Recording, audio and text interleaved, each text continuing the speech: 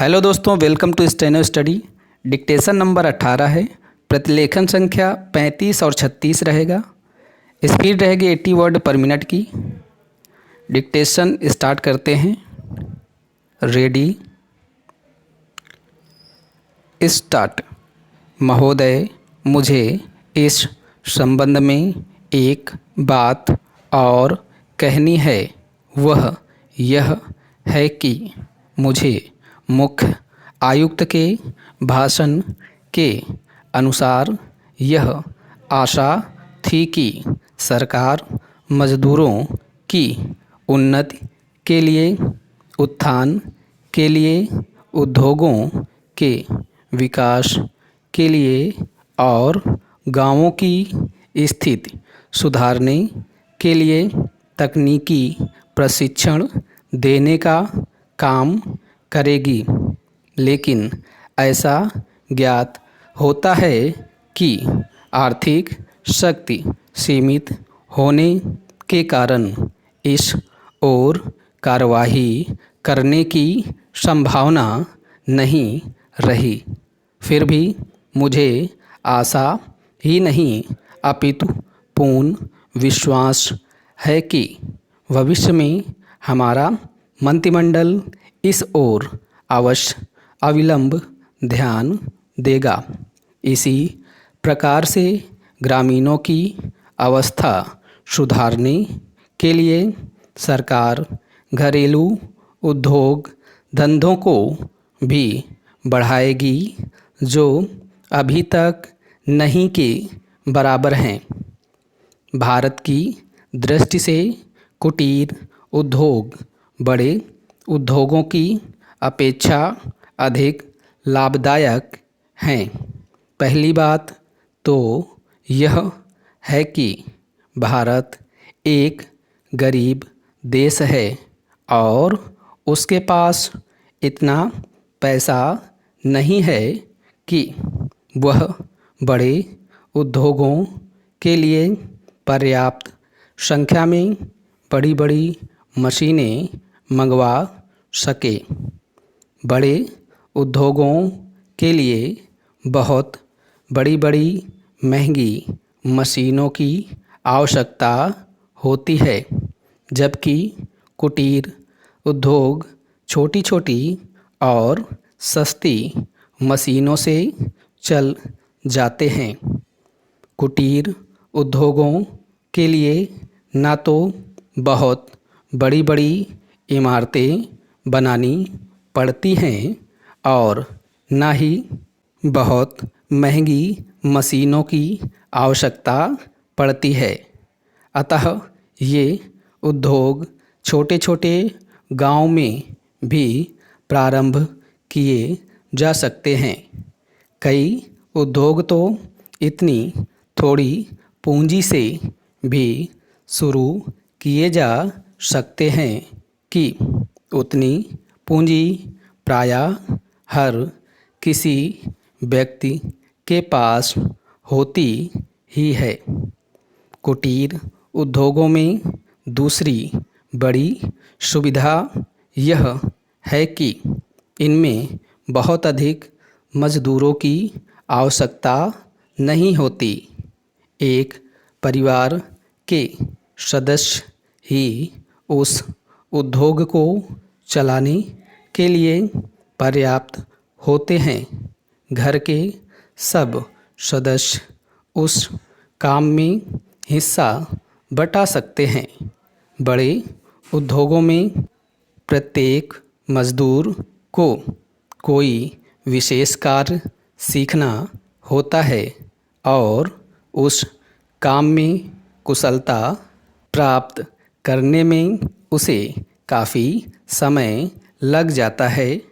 तीसरी चीज़ जो मैं आपके सामने रखना चाहूँगा वह यह है कि जो विचार और झुकाव आपके सामने प्रस्तुत किए गए हैं वे एक पवित्र, शुद्ध और जनता व प्रांत के हित को ध्यान में रखकर ही प्रस्तुत किए गए हैं और मुझे पूर्ण विश्वास है कि बिना किसी दलगत भावना के शिकार हुए आप उनकी जांच करेंगे और यदि वे जनहित की कसौटी पर खरे उतरे तो उन पर कार्रवाई करेंगे।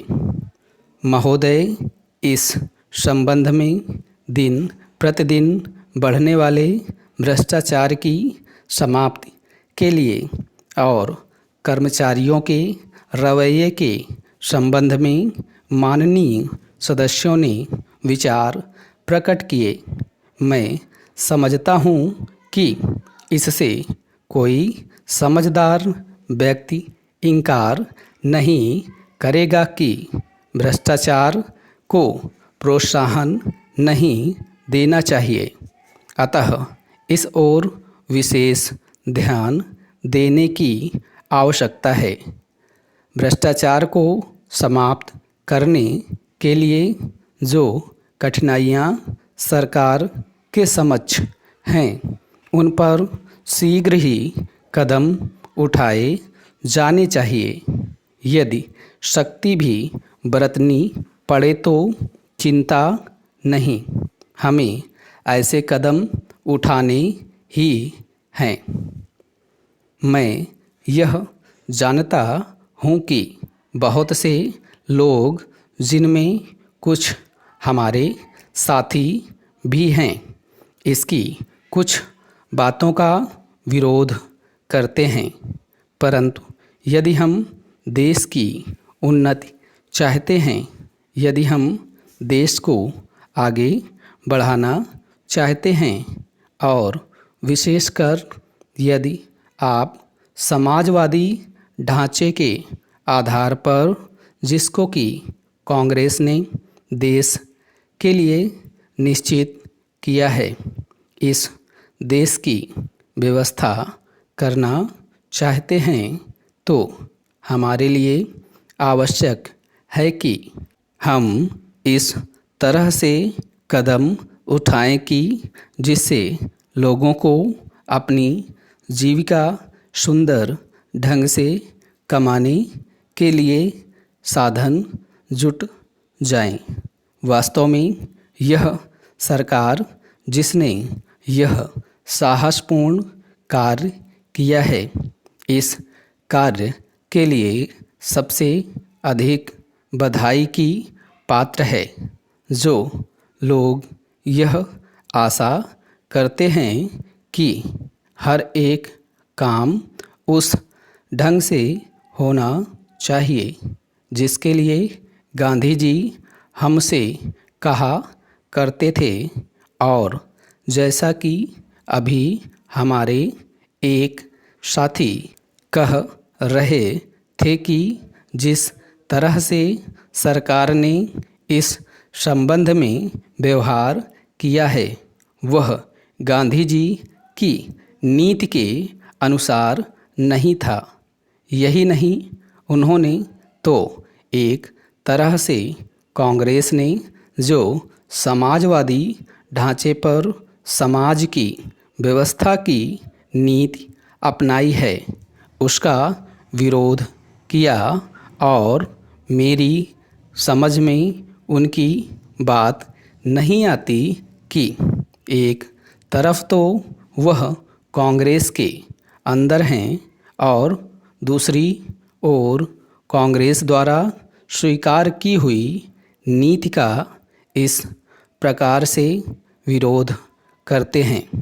मैं समझता हूँ कि वह इस बात को भी जानते होंगे कि कांग्रेस द्वारा इस नीति को स्वीकार कराने वालों में अधिकतर वे ही लोग हैं जो गांधी जी के अनुयायी हैं और उनके सिद्धांतों में विश्वास रखते हैं। ऐसी स्थिति में उनकी वह बात समझ में नहीं आती कि आज सरकार प्रजातंत्र और गांधी जी के बताए हुए नियमों के अनुसार आचरण क्यों नहीं कर रही है। यह बात बिल्कुल ठीक नहीं है। स्टॉप।